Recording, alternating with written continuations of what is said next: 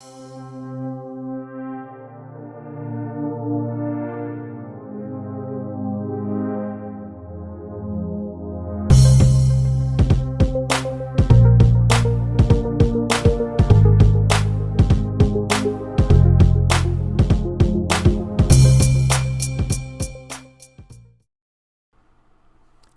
and welcome back to Redirecting. I'd like to say thanks to Maya for sharing this story with me.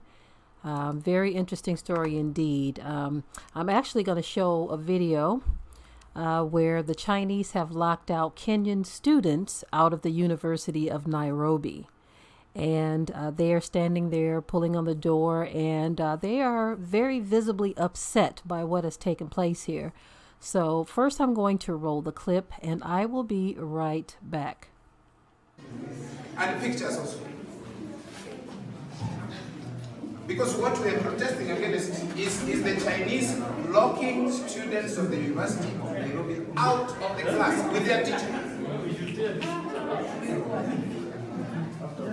We cannot allow, because this facility was constructed in order to ease the pressure that was there. We couldn't have a place where we could learn.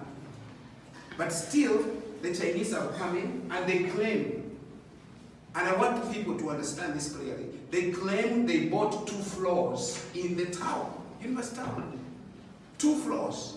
University has given them land, they have constructed their headquarters, Confucius Institute, along Arboretum Way, which is a huge facility, perhaps on 2 acres of land. Yet, they're closing us out. Where do we go? We go to land under trees? No. Is this Chinese colonialism? Colonization? They have gone too far. We know the Indian, Mahatma Gandhi Foundation built gathering building, and they donated to the university in the early 70s. UNESCO built education building, gave it to the university. The Israelis did they gave it to the university. Many institutions donate to this university, but the Chinese have come to grab the university. It's not right.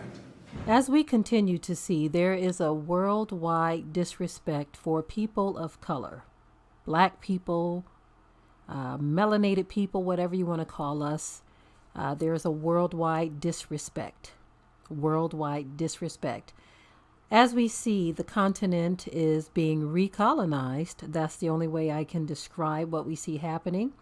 They've actually never left, but you have a new face that has shown up now, and they are cutting big pieces and chunks of the pie out of the continent of Africa. The Chinese are making such a stronghold to where they are making it very clear that, oh no, we're not going to respect you. We're going to come over here, get what we want, and you're not going to do a thing about it. We can talk about these stories till we're blue in the face, but it's obviously something that is happening because there is not enough unity on the continent of Africa among the leaders. And so each leader is grabbing at what they can. You have those who resist, but then you have those who are just giving into it and just accepting whatever it is that is being dished out by these foreign nations that come over into Africa and do whatever they want. The disrespect is off the chain. We can talk about it till we're blue in the face, but until there is a strategy among the leaders on the continent, we're just talking. We're just reporting news and sharing with you how much more disrespect they have shown, whether it's the French or the West in general, people of India, China, it doesn't matter. It's coming from all angles. We see historically how the Western nations came in, carved up Africa, and they basically say that they view the people of Africa as a non-issue, like children, that they can control and do whatever they want to. And then when you stand up, they have a system to even come in and overthrow you when you try to stand up for yourself. And so this is very, very difficult to watch and witness, but all I can say is that it is what it is. They are able to do this for a reason. I'm not going to get into the biblical reasons in this video because I just don't feel like it at this point, because I think we all should know that nothing on this large scale can happen without the permission of our Creator. You see, some of you don't understand that permission. You want to X that part out. If we don't understand this, then we might as well realize that there is absolutely no way for so-called Black people worldwide to get a foothold without some type of divine intervention. We can't weaponize our way out of it. We can't, I mean, you have pockets of people who have overthrown various groups in small segments, but never on a large enough scale to matter. You see, we like to talk about our victories here and our victories there, but then you ask yourself, was it really a victory?